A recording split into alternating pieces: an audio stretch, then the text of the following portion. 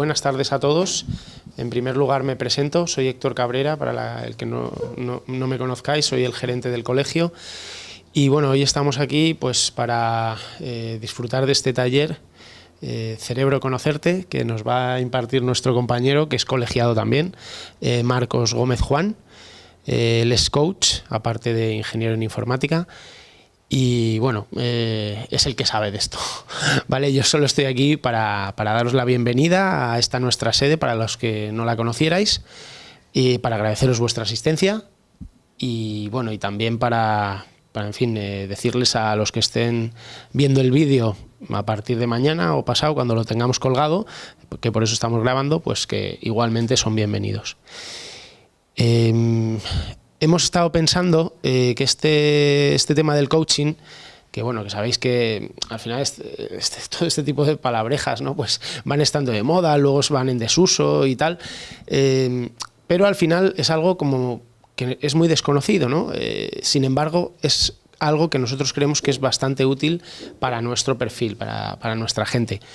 Por eso, pues bueno, estamos evaluando la posibilidad de proponer a los colegiados un servicio concertado de coaching, pues bueno, para aquel que lo necesite, ¿vale? En diversas modalidades, ya os las va a explicar Marcos mejor, ¿vale? Todo detallado.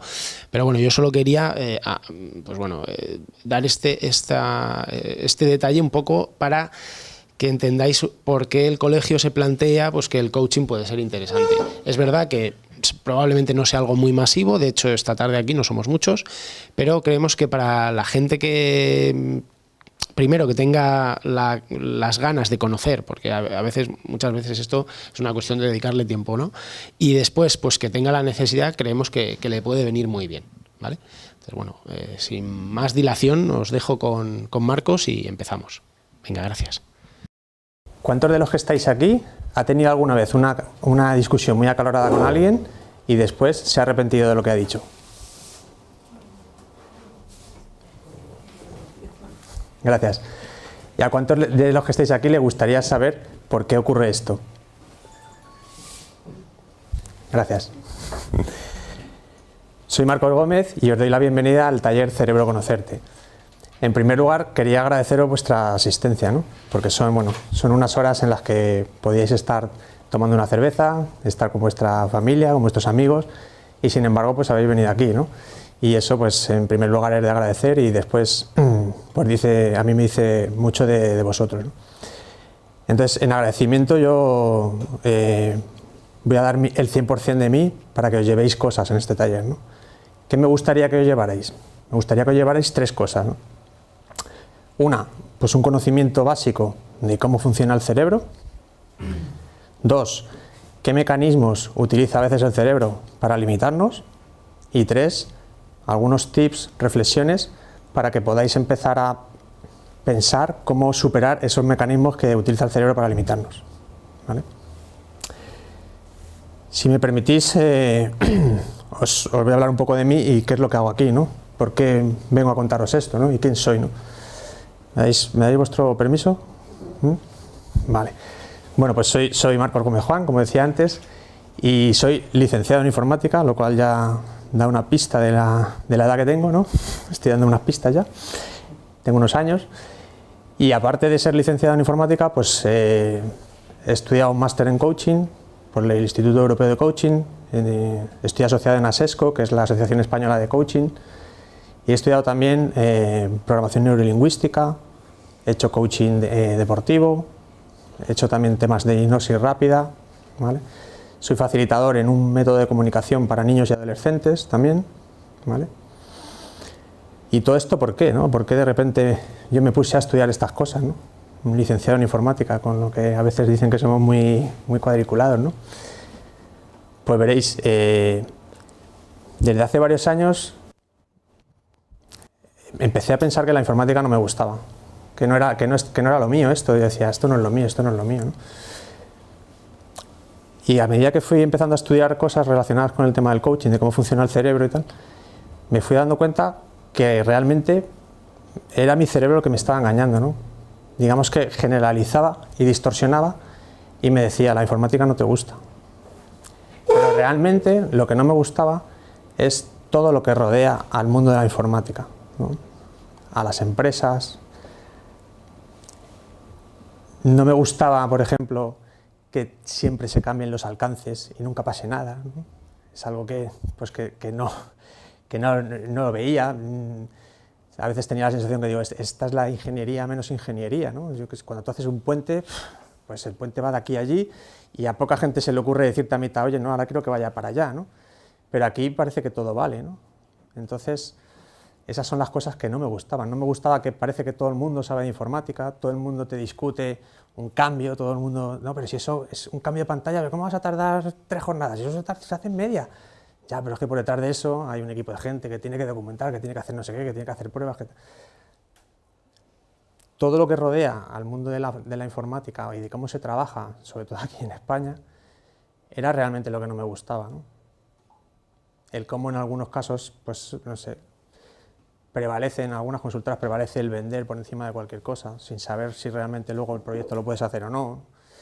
El que estás en un proyecto y bueno, si las cosas van bien, pues te puedes tirar 15 años haciendo lo mismo y nadie se preocupa de tu desarrollo profesional o personal. En fin, todo eso era lo que realmente no me gustaba, pero sin embargo me di cuenta que mi cerebro generalizaba, distorsionaba y me decía, no te gusta la informática. Cuando luego reflexionando, la informática sí me gusta, es una profesión que creo que es súper creativa. Al final haces cosas de la nada, ¿no? Programas cosas y creas cosas. Es una profesión que tiene mucha capacidad de crear cosas, ¿no? Y entonces, pues todo eso me llevó a traeros hoy este taller, ¿no? Esas generalizaciones, esas distorsiones que mi propio cerebro me hacía para convencerme de que la informática no era lo mío, pues me hizo pensar en que quizá un taller de estos pues sería bueno que lo conocierais, ¿no? Así que nada, vamos a empezar si os parece. Y para empezar, pues nos vamos a remontar al origen de todo. El origen de todo. ¿Qué es el origen de todo, no? Adán y Eva, ahí, la época es antigua. Pues el origen de todo es cuando se juntan un hombre y una mujer, viene el cariño, viene el roce y deciden tener un hijo, ¿no? Entonces ahí, en ese momento, en el origen de nuestra vida, ¿vale? Pues eso, nuestros padres se intercambian cariño y se produce una reacción allí, en cadena, ¿vale? Que lo que hace es formar una célula fecundada en el óvulo, ¿vale? El tamaño de esa célula al principio, fijaros, es de 0,1 milímetros. Sin embargo, ya tiene un plan genético de 25.000 planos codificados, ¿vale? Con todas las instrucciones para empezar a generar el cuerpo humano. Fijaros, 0,1 milímetros, 0,1. Vale, estos planos están ligados entre sí a dos especies de cuerdas entrelazadas que imagino que sabéis que es el ácido desoxirribonucleico, el ADN. Vale. En esa espiral que tiene esos 25.000 planos de creación empieza a haber, ya está la información de ciertas cosas como la altura que vamos a alcanzar, el color de nuestro pelo, los órganos a crear, etcétera, etcétera, etcétera. Ahí está toda la información ya de lo que vamos a ser físicamente, ¿vale? Esta información en el ADN está codificada. Lo primero que hay que hacer es descodificarla y eso lo hacen unas células que se llaman los ribosomas, ¿vale? Que son estas. Ahí veis el aspecto que tiene un ribosoma. Vale.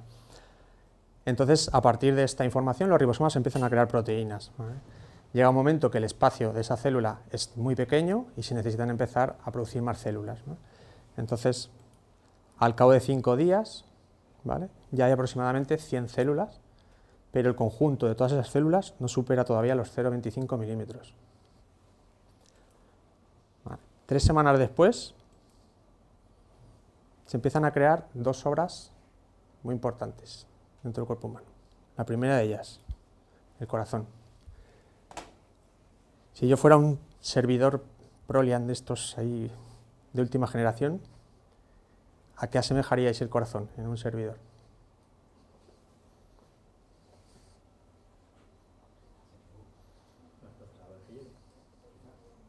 ¿Procesador? A la fuente de alimentación. Para mí es como la fuente de alimentación, ¿vale?, de un servidor. Y fijaros, es un proceso sumamente delicado porque el corazón va a tener que ser capaz de bombear sangre alrededor de 100.000 kilómetros de conductos.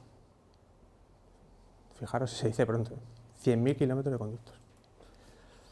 Pero es que no solo eso, el corazón también elimina los desechos, ¿vale? Y entonces en ese viaje de ida y vuelta de la sangre, que se hace un mínimo de 1.440 veces al día, el corazón bombea la sangre unas 70 veces por minuto y en cada bombeo bombea 0,07 litros de sangre, lo que hace un total de 7.200 litros diarios. La segunda de las grandes obras que se crea es esta, el sistema nervioso, ¿vale? El sistema nervioso tiene la parte del sistema nervioso central, que es todo lo que está intraóseo, digamos así, es decir, el cerebro y la médula espinal, que está protegido por los huesos. Y luego el sistema nervioso periférico, ¿vale?, que es lo que está fuera de los huesos. ¿A qué asemejaríais en ese servidor el sistema nervioso?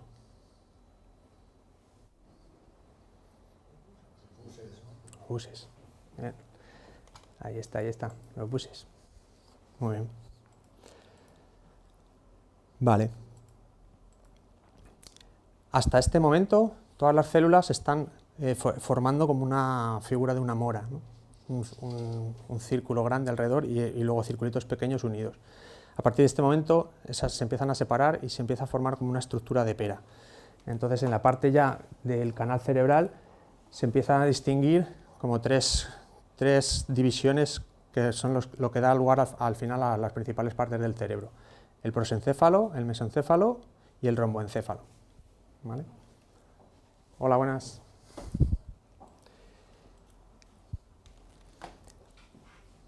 Pues aproximadamente hacia los 4 meses y medio ya tenemos casi el cerebro terminado, ¿vale? Y ahí hay 100 millones de neuronas preparadas para hacer que el cerebro siga desarrollándose. En ese servidor que tenemos ya, que tenemos con fuente de alimentación y con buses, ¿qué es el cerebro?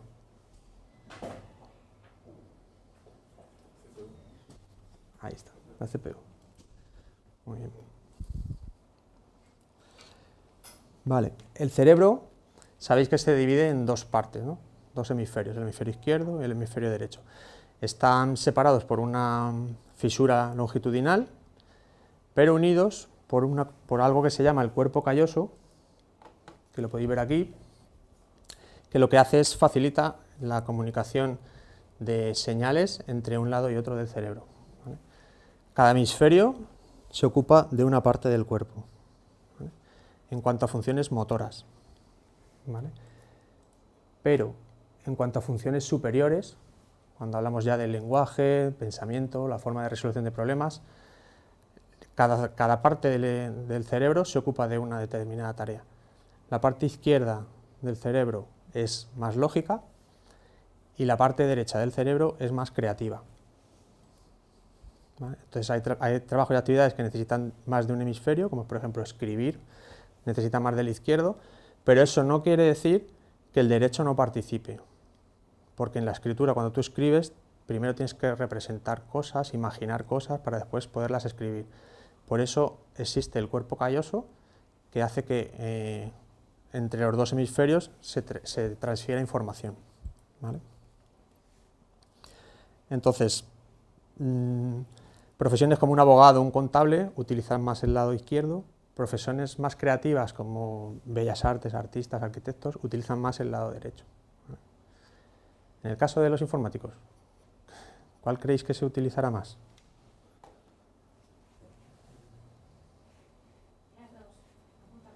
A punta pala, a destajo, ahí, a full.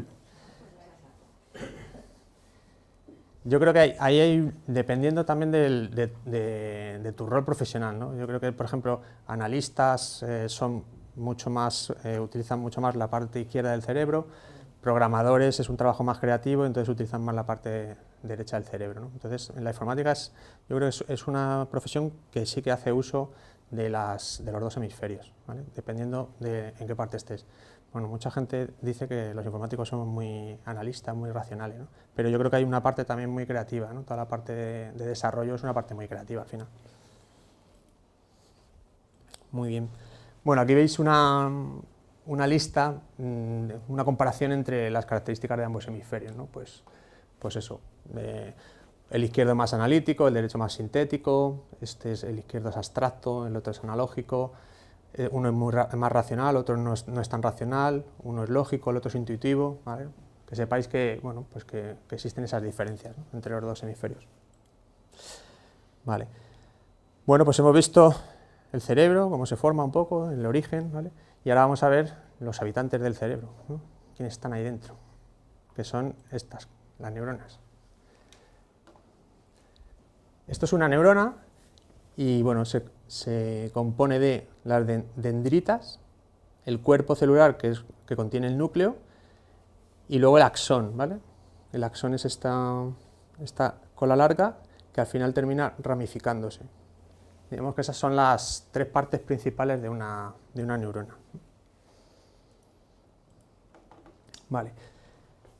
La neurona lo que más les gusta es aprender. Y lo primero que aprenden es a comunicarse entre ellas, para intercambiar información. Dependiendo de cómo se comuniquen las neuronas, al final así decidiremos nosotros. Esa comunicación determina pues, si vamos a tener miedo, si vamos a tener alegría, si sentimos amor, si sentimos éxito. Todo está determinado por la conexión neuronal, ¿vale? Fijaros, cuando al final de nuestros 2 primeros años de vida ya tenemos una red inmensa de comunicación que nos permite un sinfín de posibilidades, pero se sigue desarrollando, ¿vale? El cerebro se sigue desarrollando hasta la pubertad. Bueno, nuestras acciones, nuestro desarrollo y mucha parte de nuestro destino está determinado por cómo se conecten nuestras neuronas, ¿vale? Nos podemos abrir posibilidades o cerrar en función de las conexiones neuronales que tengamos. La buena noticia es que no hay un plan determinado de la conexión neuronal, ¿no? Eso lo vamos generando en base a nuestras experiencias, ¿no? En base a nuestras experiencias y en base a bueno, lo que nos han ido también enseñando o transmitiendo desde pequeños, nuestros padres en los colegios. Pero con nuestras experiencias podemos modificar nuestras conexiones neuronales y eso va a hacer que vivamos nuevas experiencias. Es como un ciclo. En fin, en resumen, no hay un plan determinado, con lo cual eso es una buena cosa, ¿vale? El cerebro, hay una característica del cerebro que se llama la neuroplasticidad, que lo que hace es eso, permitir conexiones diferentes, nuevas conexiones, incluso que se regeneren células nuevas, etcétera, etcétera. Hasta hace tiempo se pensaba que no, que cuando una célula moría, en el cerebro cuando una neurona moría ya no se regeneraba, y no es así. Luego se descubrió que no es así. Vale, ¿cómo procesan las neuronas las señales que reciben del entorno? Pues mira, es muy similar a una comunicación telefónica, ¿vale? Primer paso, imaginaos que escuchamos algo, ¿no? ¿Vale? Pues lo primero que llega al oído es una señal de voz, ¿vale? Entonces lo que hace es, la convierte en una señal eléctrica, al igual que hace el teléfono. Cuando por teléfono estás hablando, la señal de voz se convierte en una señal eléctrica y pasa por una neurona. Al igual que la voz en un teléfono va pasando por diferentes subestaciones, radioenlaces, etcétera, etcétera. Pues aquí es igual, va pasando por diferentes subestaciones, que en este caso son neuronas, hasta que llega al área determinada del cerebro que tiene que decidir y da la orden para hacer lo que sea, ¿vale? Lo vamos a ver un poquito más en detalle. Fijaros, llega un sonido, eso se traduce a una señal eléctrica en la primera neurona que recibe ese sonido y entonces atraviesa esa neurona, ¿vale? Las señales entran por las dendritas y recorren el axón y llegan al terminal del axón. En el terminal del axón, ahí lo que hay es una cosa que se llama botón sináptico. Es decir, las neuronas no están conectadas directamente. Entre una neurona y otra neurona hay un espacio, ¿vale? Entonces, ¿qué ocurre ahí? ¿Cómo se transmite entonces la información? Fijaros, este sería el terminal de la neurona N1 y aquí hay un espacio. Vale. ¿Cómo se salva ese espacio? Porque realmente, si es una señal eléctrica, aquí no pasaría, ¿no? Pues entonces, en este botón sináptico, lo que hay son unas bolitas que se llaman vesículas, que tienen ahí una serie de neurotransmisores.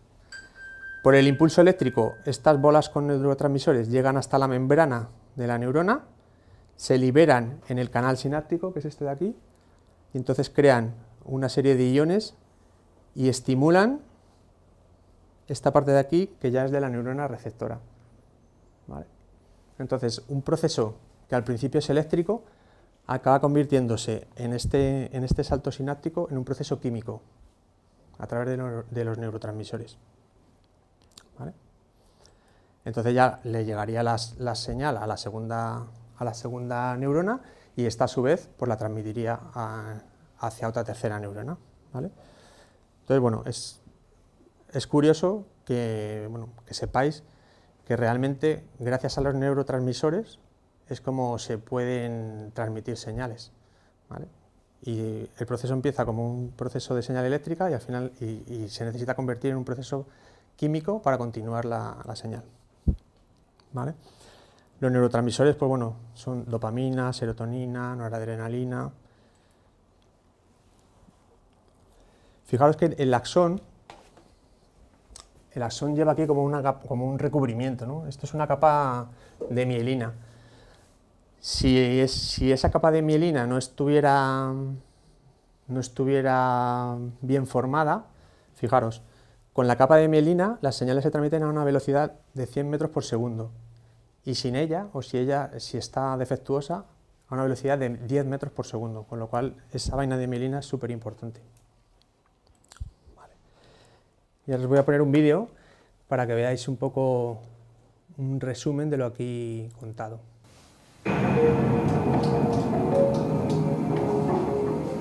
Para Alison, como para todos, aprender algo nuevo supone reorganizar la forma en la que funciona el cerebro.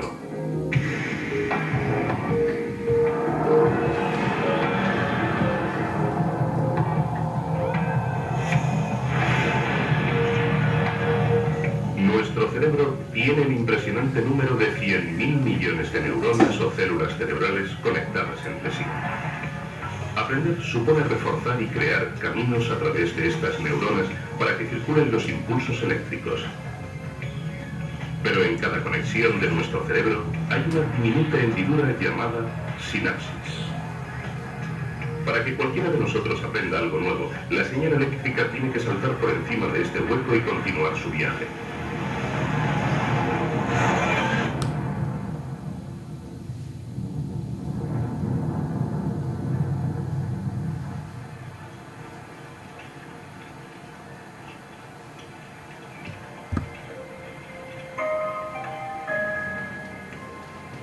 El hueco entre las células cerebrales es pequeño, pero eso no significa que el enlace neuronal sea directo. Para nosotros es como cruzar un barranco profundo.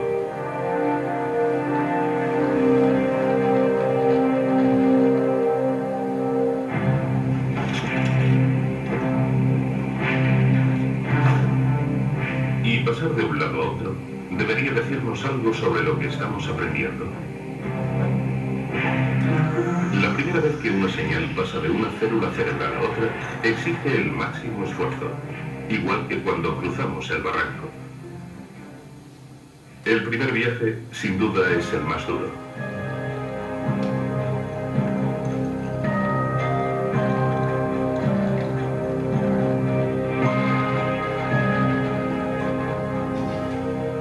Después de haber cruzado el barranco, los viajes resultan cada vez más fáciles.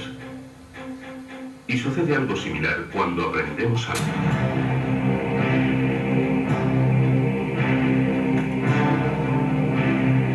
Inicialmente, aprender es difícil.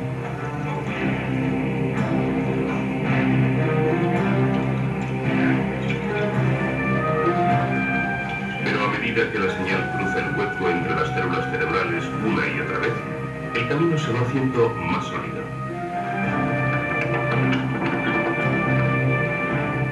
Lo siento mucho.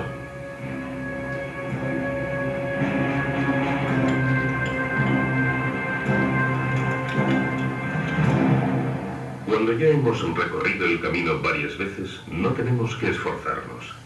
Podemos hacerlo siempre que queramos.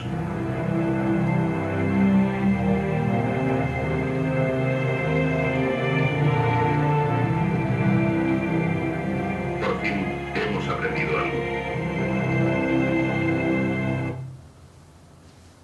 ¿Qué tal? ¿Qué aprendido?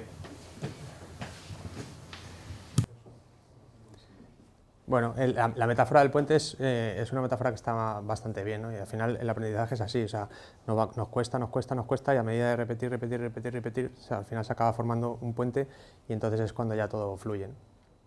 ¿Ha dicho un momento, lo siento mucho? Sí, ha dicho lo siento mucho, sí. No sé por qué, pero sí, lo ha dicho. Ah, ¿se le ha quedado una placa? Sí. Bueno, espero que no pasara nadie por ahí de abajo. Vale. Pues vamos a ver un poco eso, el aprendizaje, ¿no? ¿Cómo es el aprendizaje? ¿Qué condiciones se deberían de dar para que el aprendizaje sea correcto? Porque a las neuronas les encanta aprender, es lo que más les gusta. Al principio cuando somos pequeñitos, aprendemos súper rápido, fundamentalmente por un tema de supervivencia, ¿no? Si a lo mejor a la cuarta vez que tocamos una vela encendida, ya nos hemos quemado enteros. Entonces, por temas de supervivencia, se aprende muy rápido. Al principio, cuando somos niños, aprendemos súper rápido, ¿vale?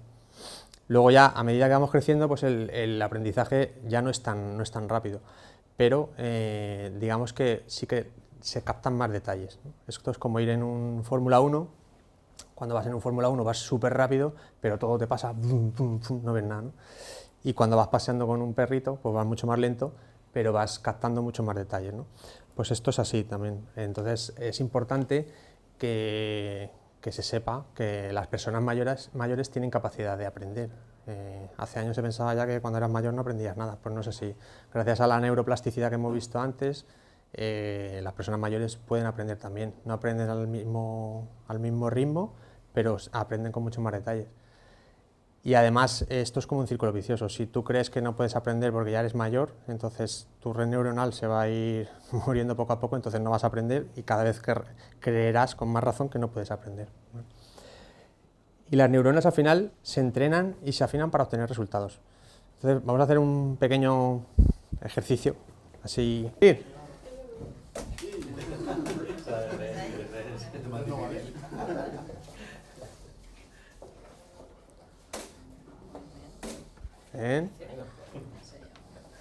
3 intentos, venga. 1. Y esos son los resultados. Los resultados es algo que nos sirve para saber si tenemos que seguir tirando con la misma fuerza, o tengo que tirar con menos fuerza, o tengo que tirar más arqueado, o tengo que tirar menos arqueado. Sin embargo, a veces la gente piensa, no me ha salido, he fracasado. ¿Cuándo se da el fracaso? Cuando no vuelves a intentarlo, cuando dejas de intentarlo. Mientras sigas intentándolo, solamente tienes un resultado que te dice si estás más cerca o más lejos de tu objetivo y que te da información de si tengo que modificar algo o no. ¿Vale? El fracaso se elige. Es cuando paras de intentarlo, ahí sí que has fracasado. Muy bien, pues vamos a ver las condiciones del aprendizaje. Para que un aprendizaje sea idóneo, ¿cómo debería de ser? ¿Cómo aprenden los niños? Yo veo a mi hijo hablando por teléfono y está. Y digo, tío, para ya, macho. Y luego me ve a mí y digo, joder, si es que yo hablo así. Claro, él me ha visto hablar así siempre, pues él habla así. Entonces ellos imitan modelos. Hay unas neuronas que se llaman las neuronas espejo, que son las que hacen que si una persona llora, nos ponemos a llorar, si una persona se ríe, nos ponemos a reír, imitamos comportamientos. Y cuando somos pequeños, aprendemos casi todo por imitación. Además, y es muy experiencial, los niños meten las manos en el barro, hacen castillos, es todo muy, muy experiencial, ¿no? Claro, luego llega el sistema educativo y cuando tienen 3, 4, 5 años, le sientas en una mesa y le das un libro y dices, toma, estudiate eso, ¿no? Si yo os doy un libro ahora y os digo física y termodinámica de la bicicleta. Hay que sentarse en la bicicleta, estirar un pie, después el otro, para que el rozamiento de no sé qué... ¿Tú aprendes a montar en bici así? Ni de coña. Tú aprendes a montar en bici montando. Pues así es como aprenden los niños. Al final, los niños aprenden imitando comportamientos y practicando y jugando. Entonces el aprendizaje, sobre todo en los niños, ha de ser súper lúdico, muy lúdico. Otras características que tiene que tener el aprendizaje, pues que involucre la mayor cantidad de canales sensoriales posible. Si yo, además de ver cosas, las huelo, las toco, las puedo probar y tal, pues ¿qué pasa? Que estoy involucrando muchos canales y estoy activando muchas neuronas, porque me llegan por aquí las señales, me llegan por aquí, me llegan por aquí, me llegan por aquí, y entonces es mucho más fácil poder recordarlo, porque hay muchísimas más conexiones neuronales que se activan. ¿Qué más características debe tener el aprendizaje? Pues que sean cosas novedosas, a ser posible. Lo repetido pues es aburrido. Luego, que sea un aprendizaje pausado, o sea, que dé tiempo a asimilar las cosas, que lo puedas, si lo cuentas a otras personas, lo asimilas mucho mejor. Si tú solamente aprendes una cosa y te la quedas para ti, lo asimilas mucho menos que si luego eso se lo cuentas a otra persona. Y una cosa también que ayuda mucho al aprendizaje es el hacerse mapas mentales, ¿vale? Que involucre emociones positivas, o sea, que sea divertido, que te haga emocionarte, ¿eh? Que no sea un aprendizaje aburrido. Que no se aprenda, no aprender bajo estrés. Bajo estrés, como... ¿Qué pasa? No sé, en la carrera, ¿qué pasaba? Tenías un examen, hostia, empezabas a estudiar, me cago en la venta, ya quedabas toda la noche y a la semana ya se te había olvidado todo lo que habías estudiado. Porque realmente estudiabas bajo presión, bajo estrés. No estudiabas pues como deben de ser las condiciones ideales, no estudiabas pausadamente.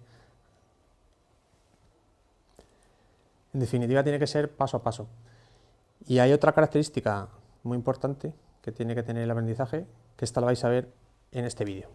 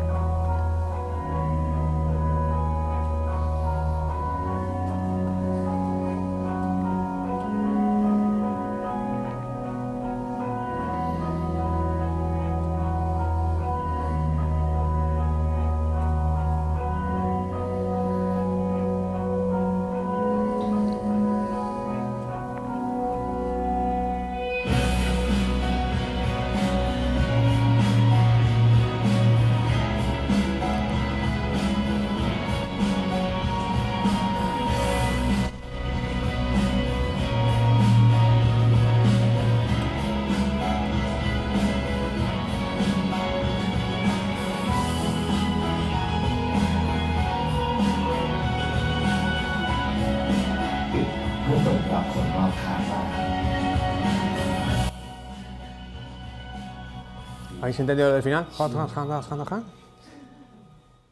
¿Qué? Aprendizaje sin... Ahí está. Aprendizaje sin distracciones. Centrarte en lo que estás haciendo. Y para eso, para que veáis el impacto que tiene el hacer varias cosas a la vez, vamos a hacer un pequeño ejercicio. Os voy a pasar un folio y un bolígrafo. Hemos dicho que somos 7, ¿no? 2, 3, 4, 5, 8. 8. ¿Quién no tiene lápiz y bolígrafo?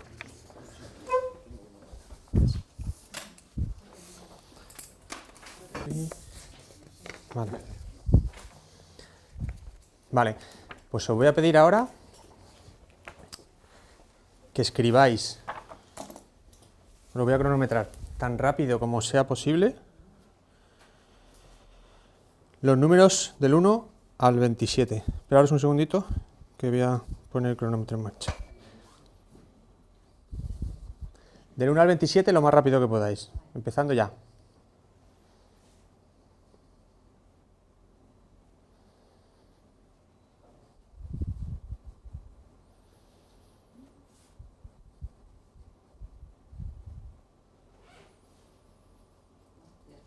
Ya.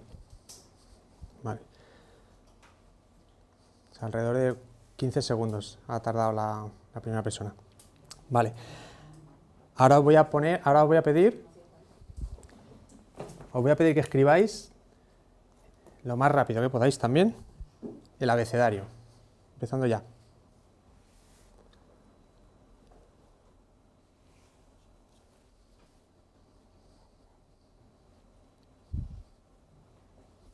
Ya.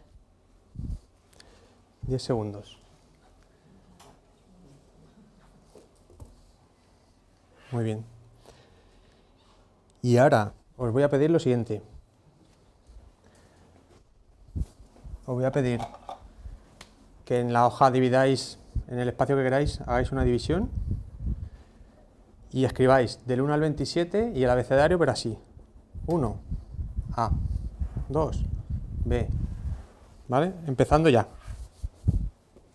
Cuando terminéis, me lo decís, por favor.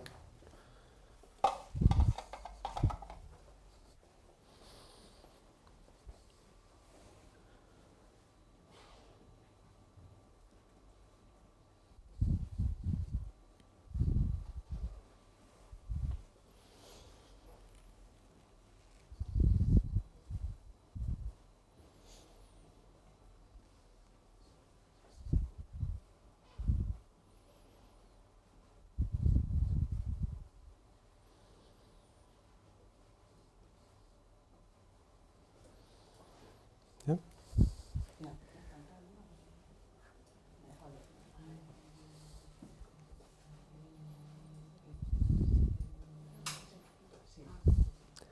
40 segundos. 15 tardasteis en el que menos en 15 y 10. La suma son 25 y de esta manera 40 segundos. ¿Qué tal? ¿Cómo lo habéis visto? ¿Cómo os ha resultado? Claro. Una de las dos series la tienes que repetir, si sería al revés, sería más fácil. La prueba sería todo continuo, 1 a 2. Bueno, sumas. También necesita la práctica también. En la primera parte de la práctica todos sabemos hacerlo prácticamente de manera automática, en cambio en la otra Claro. hay que pensarla. Pero hay que pensarla, pero porque estás haciendo las dos a la vez, realmente. Si no hicieras las dos a la vez, tú, o sea, por separado tú las haces perfectamente. Pero está gastando mucho tiempo en desplazar. La prueba Claro. no sería todo continuo, 1 a 2, 3. Esto es una metáfora. Tú, al final, en tu trabajo, ¿cuántas veces estás mirando el móvil, mirando el correo que te está llegando? Tienes no sé cuántas ventanas emergentes, el que te viene a preguntar no sé qué, la llamada de teléfono, y cuando te quieres a poner a lo que estabas haciendo, dices, joder, ¿qué coño estaba haciendo yo? Pues es... Hay que estar muy concentrado todo el rato, esforzándote en estar concentrado en cada parte, es más trabajo, cuesta más. No. Por eso lo ideal sería... Claro, lo ideal sería desactivar todas las alarmas instantáneas estas que tenemos de los correos, sé que es difícil, pero eso sería lo ideal, o sea, mirar el correo una vez por la mañana y otra vez por la tarde y se acabó, porque es que si no, y tarea por tarea, porque cuando vas cambiando de una a otra, el cerebro necesita un montón de tiempo para volver a centrarte en lo que estabas haciendo. Si tú estás haciendo una cosa y la dejas en un punto, vas a otra y cuando vuelves aquí, es que el cerebro necesita un tiempo para pensar qué coño, perdón, estabas haciendo, ¿vale? La organización debería funcionar así un poco para todos. Sí, sí, sí. Te puede molestar todo el rato, pues mal. Claro, pero por eso hay en empresas en las que ya se está empezando... Claro, por eso hay en empresas en las que ya se está empezando a hacer cosas en ese sentido, ¿no? Hay empresas en las que, por ejemplo, la gente tiene un vaso rojo y un vaso verde en la mesa. Si el vaso está rojo, es que ahora no te puedo atender. Yo creo que también es importante aprender a manejarte en las dos situaciones, porque precisamente como informáticos, sobre todo el área de sistemas, si tú tienes que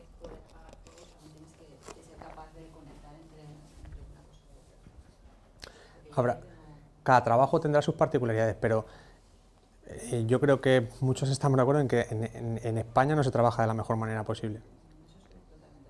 Entonces, cuantas menos interrupciones, al final el trabajo es mucho más productivo. Y luego al final nuestras jornadas son maratonianas y nos quedamos hasta las tantas, y en otros países no ocurre eso. O sea, algo tendremos que aprender de otros sitios. Vale, este es el ejercicio que hemos hecho.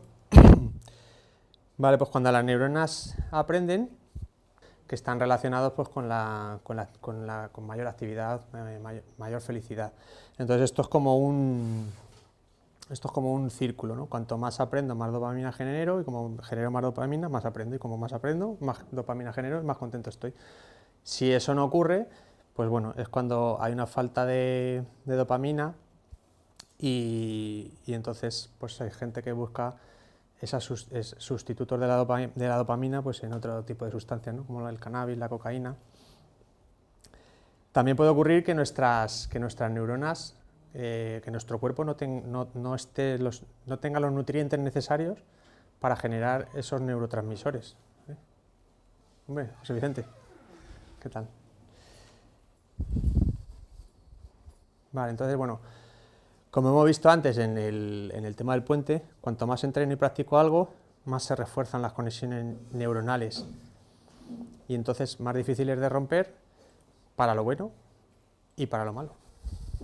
¿Vale? Es decir, si aprendo cosas que no me vienen bien, hábitos poco saludables, pues me van a ser, y los tengo muy reforzados, pues me van a ser difícil dejarlos.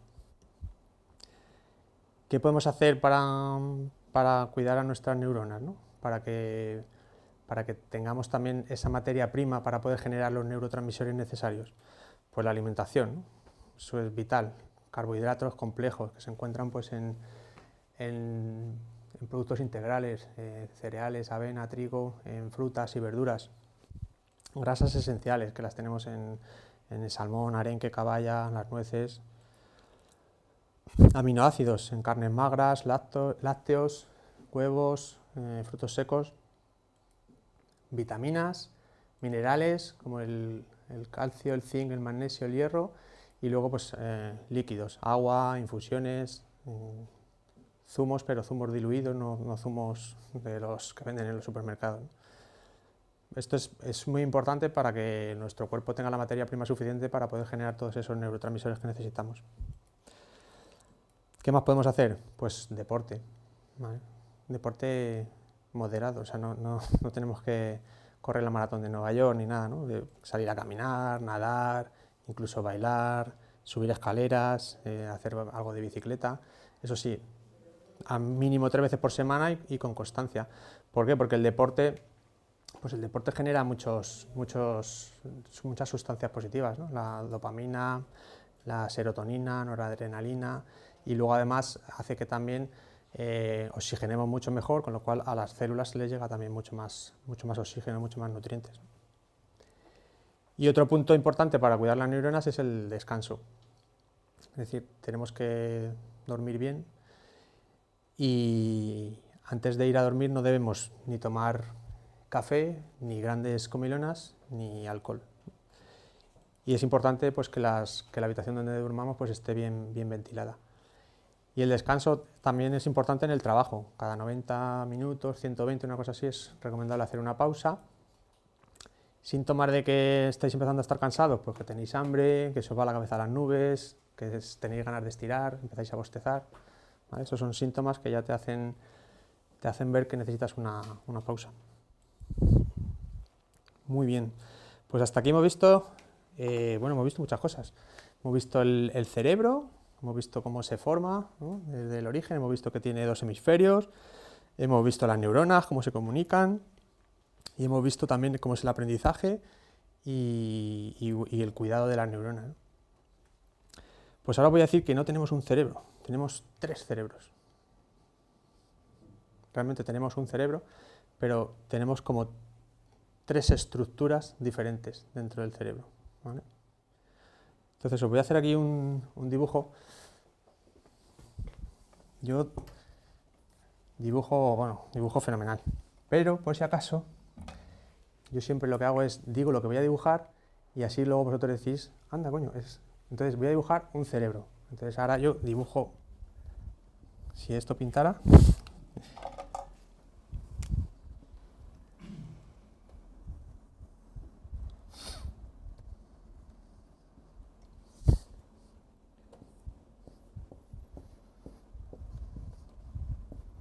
¿esto qué es?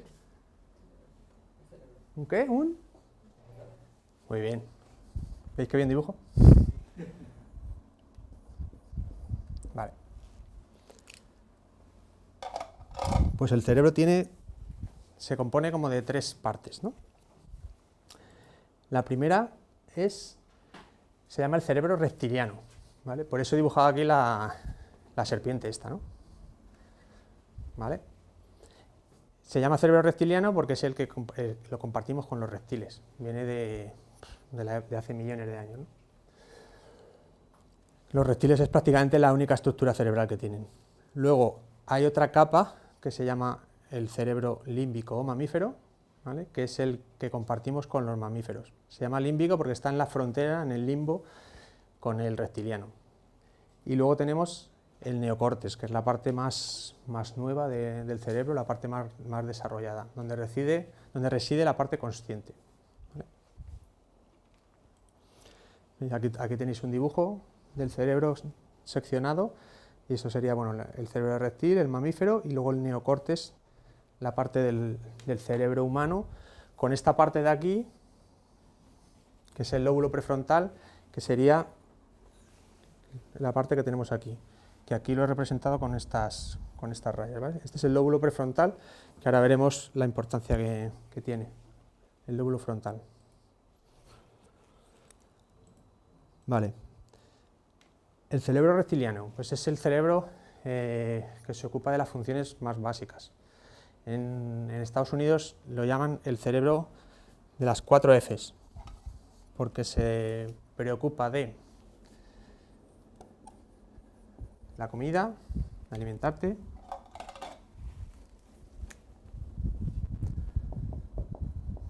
de pelear, de huir o de la reproducción y de la reproducción. ¿Vale? El cerebro reptiliano, ¿qué hace un reptil? Pues un reptil pues ve un bicho y dice, este bicho es más grande que yo, me puede comer, me voy. Ahora, si ve un bicho que es más pequeño que él, dice, ostras, pues encima me puede servir de alimento, pues ataco, ¿no? Fijaros, hasta tal punto llega el cerebro reptiliano de los reptiles que si se tienen que comer a sus crías porque tienen hambre, se las comen. Ya habrá tiempo de poner más huevos. Ahora lo que necesito es comer. Ese es el cerebro reptiliano, que básicamente se encarga de luchar, huir o camuflarse. ¿Y cómo se camufla? Hay animales que, quedándose inmóviles, se piensan que no les ven. ¿Vale? Entonces, el camuflarse, en nuestro caso, sería quedarse paralizado. ¿Os ha pasado alguna vez que el miedo os paraliza en algo? Vale. Pues esas son las funciones del cerebro reptiliano, ¿no? Atacar, huir o camuflarse. Me he quedado bloqueado. Vale, luego está una capa por encima de este cerebro reptiliano, es la capa del cerebro límbico, que es el almacén de nuestras emociones y nuestros recuerdos. Ahí tenemos, en el cerebro límbico está la amígdala, que luego veremos lo importante que es la amígdala, que es la encargada de todas las emociones, ¿vale? Gracias al cerebro límbico, como ahí hay emociones ya, pues se puede domesticar animales, porque como ya hay emociones de por medio, ya puedes dar recompensas o castigos. Tú intenta domesticar a un cocodrilo, a ver si puedes, ¿no? Pero ya los mamíferos, como ya tienen emociones, pues ya puedes dar premios y castigos y entonces es más fácil la domesticación. Y luego tenemos, por último, pues el neocórtex, ¿no? Que es lo que hemos dicho, que es la parte más nueva del cerebro y sobre todo en la parte del lóbulo prefrontal, pues es ahí donde se desarrollan todas las capacidades cognitivas, memorización, concentración, autorreflexión, resolución de problemas, ¿vale? Esa es la parte pues, que nos distingue a los humanos del resto de especies. Fijaros, ¿cómo se descubrió que la parte racional estaba aquí en el lóbulo prefrontal? Pues gracias a este hombre, que se llama Phineas Gage, que fue un trabajador del ferrocarril en Estados Unidos por los años 1850-1860. Entonces estaban trabajando en abrir una nueva línea de ferrocarril y lo que hacían eran, dinamitaban rocas, ¿no? Entonces hacían un agujero en la roca, metían allí los explosivos y con una vara metálica los empujaban y entonces luego pues estallaban.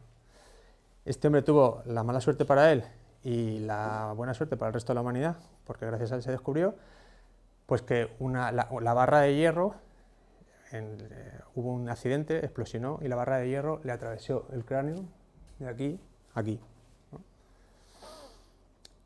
Entonces, sin embargo, esta persona se le clavó la barra y seguía andando, pero perfectamente, o sea, no se murió, el tío vivía, además, desde el primer momento él andaba, lo llevaron al hospital y tal, y no tenía ningún problema. Los problemas empezaron después, a posteriori, ¿no? Fijaros, si leemos lo que el propio doctor que la atendió comenta, pues decía que el equilibrio entre su facultad intelectual y sus propensiones animales se había destruido. Tras pasar la fase aguda, Gage se volvió irregular, irreverente, blasfemo e impaciente. A veces era obstinado cuando le llevaban la contraria, pero pese a que continuamente estaba pensando en planes futuros, los abandonaba mucho antes de prepararlos, y era muy bueno a la hora de encontrar siempre algo que no le convenía. Esto contrastaba con el hecho de que previamente al accidente era un hombre responsable. Entonces, a partir de ahí, pues digamos que dio la pista de, hostia, vamos a empezar a investigar por qué esta parte ha hecho que este hombre de repente pase de ser un hombre responsable a ser un hombre completamente irresponsable, ¿no? Y entonces se empezó a estudiar y se descubrió que ahí estaba pues la capacidad de razonamiento y de pensar, ¿vale? Así que nada, pues el hombre tuvo un accidente, pero bueno, al final al resto le sirvió para algo. Entonces, la parte del cerebro reptiliano y la parte del cerebro límbico juntas es lo que llamamos el cerebro emocional inconsciente, ¿vale? La parte inconsciente. Y la parte del neocórtex es la parte del cerebro racional consciente, ¿vale? Entonces ahora os voy a dibujar voy a hacer un dibujito aquí en la pizarra.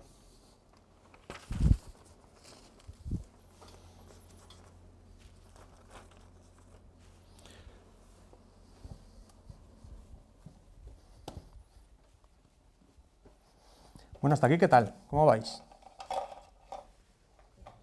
¿Bien? ¿Alguna duda, alguna cosa que queráis comentar? ¿Estáis vivos? ¿Sois reptilianos, mamíferos? ¿Qué sois? Bueno, pues fijaros, imaginaros que esto es la mente humana. Vale, pues del total de la mente humana hay un 7% que pertenece a la mente consciente o inconsciente y un 93% que pertenece a la mente consciente o inconsciente.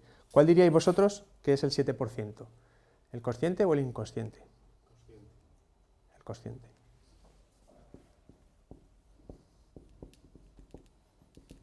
Y está fácil. ¿Y el 93%? ¿Cuál sería? El inconsciente.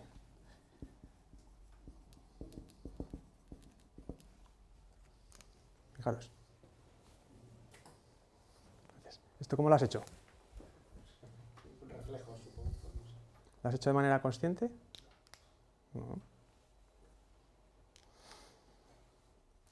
Casi todo lo que hacemos, 93%, es inconsciente. Veréis, os voy a pedir que de manera consciente contéis del 1 al 100 para vosotros, ¿vale? Y contando del 1 al 100, vosotros vais contando del 1 al 100, sin perderos, por favor. ¿Qué tal? Bien, ¿no? Vale. Ahora os voy a pedir que mientras contáis del 1 al 100, sin perderos, penséis en vuestras últimas vacaciones. ¿Qué hicisteis? ¿Qué llevabais? ¿Dónde estuvisteis? ¿Qué visitabais? ¿Qué tal? Sin perderos, por favor.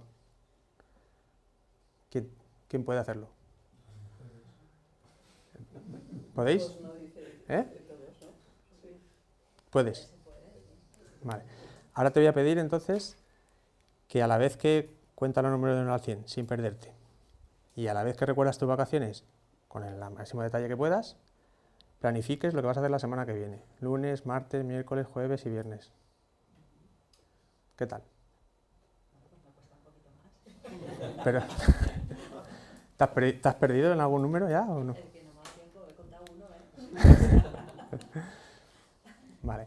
Sin embargo, fijaros, a nivel inconsciente, primero estáis respirando, ¿no? ¿Estáis respirando? Sí. ¿Y lo estáis haciendo de manera consciente? ¿Lo hacéis de manera consciente? No, de manera inconsciente. Vuestro corazón está latiendo. Si en la sala hace calor, tu cuerpo te va a avisar. Si en la sala hace frío, tu cuerpo te va a avisar. Además estáis pendientes de si esto os gusta o no os gusta. Estáis viendo, transmitiendo señales, estáis escuchando. Estáis pendientes inconscientemente de si el compañero, qué te parece el compañero que tienes al lado. Y encima, te tira un boli y lo coges. ¿Qué te parece? ¿Cuántas cosas hacemos a nivel inconsciente? O sea que fijaros el poder que tiene el inconsciente. Pero es que el inconsciente está para protegernos. El inconsciente no está ahí.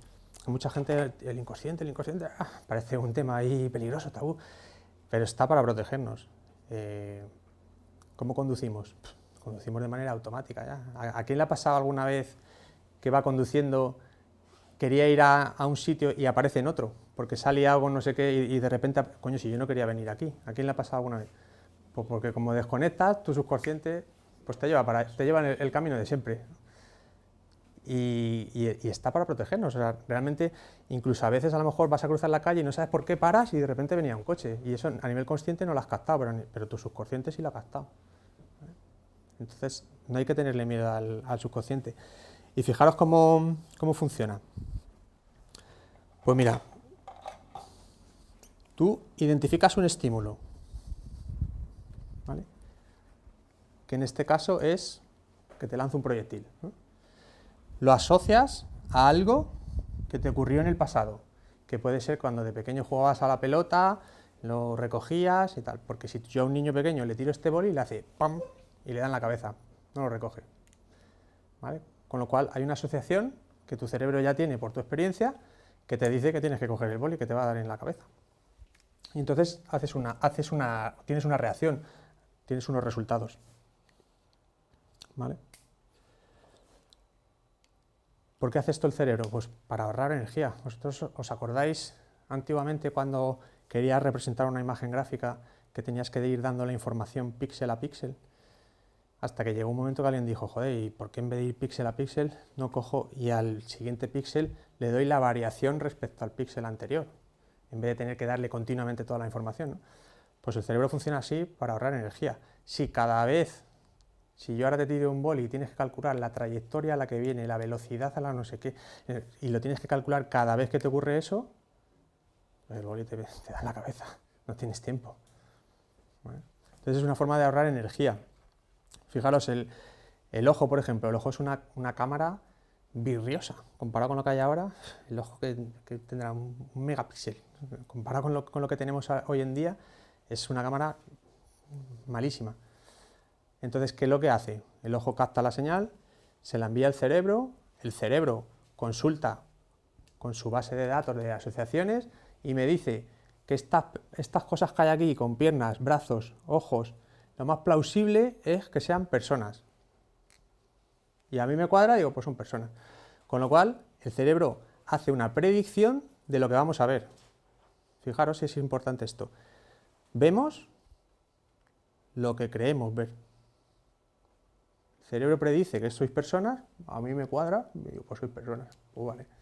¿Vale? ¿La R qué es, perdona, Marcos? Dime. ¿La R qué significa? La R son los resultados. O sea, tú identificas un estímulo hay una asociación a nivel inconsciente y eso te hace coger el boli, ¿vale? Tienes una reacción, sí, una reacción, un resultado. El subconsciente se puede equivocar, o no. El Yo creo que hay que subconsciente, escucharlo mucho, ¿vale? Pero por lo que dices de las asociaciones, normalmente ante una experiencia nueva, tu cerebro, yo entiendo que, o creo que a mí me pasa, ¿no? Intenta asociar con experiencias que ya he tenido. sí. Mira, me voy a ir a las malas, ¿vale? A malas experiencias. Por lo que sea, yo puedo detectar que, uy, hay algo aquí que no me encaja, no me gusta y no sé muy bien qué es, ¿no? Yo creo que ahí está funcionando el subconsciente. Sí. Y asocia con otras experiencias que has tenido. Pero ¿se puede equivocar o siempre tiene algo? No es que se pueda equivocar, lo vamos a ver ahora. No es que se pueda... Pero, ¿eh? En la pregunta ha dicho subconsciente. Sí, subconsciente, inconsciente. Sí, el inconsciente, luego lo vais a ver en las ondas cerebrales. El inconsciente es todavía más bajo que el subconsciente, ¿vale? El inconsciente es cuando ya tienes un sueño, estar durmiendo profundamente, eso es inconsciente. El subconsciente es cuando estás en esa fase del sueño REM que le llaman y tal, ¿vale? Pero lo que dices tú, realmente, ¿se equivoca o no se equivoca? No es que se equivoque o no se equivoque, es que estas asociaciones pueden ser positivas o pueden ser negativas para ti. Es decir, imagínate que yo, de pequeño, me mordió un perro, ¿no? Y me hizo aquí una cicatriz, ¿vale? Y yo asocio que los perros son peligrosos, y entonces ahora de adulto, cada vez que veo un perro digo, hostia, y a lo mejor en mi vida he visto 100.000 perros, y solo me ha mordido uno. O sea, tengo más razones para querer a los perros que para rechazarlos. Sin embargo, yo tengo ahí una asociación negativa, ¿vale? Que me dice, quita bicho, ¿vale? Entonces, no es que se equivoque, no, es que tu experiencia tendrás una asociación ahí que te producirá una reacción negativa o una reacción positiva. O sea, tienes asociaciones positivas o negativas, ¿vale? Luego vamos a ver un poco también lo que son las creencias, ¿vale? Eso lo vamos a ver ahí un poquito más adelante también.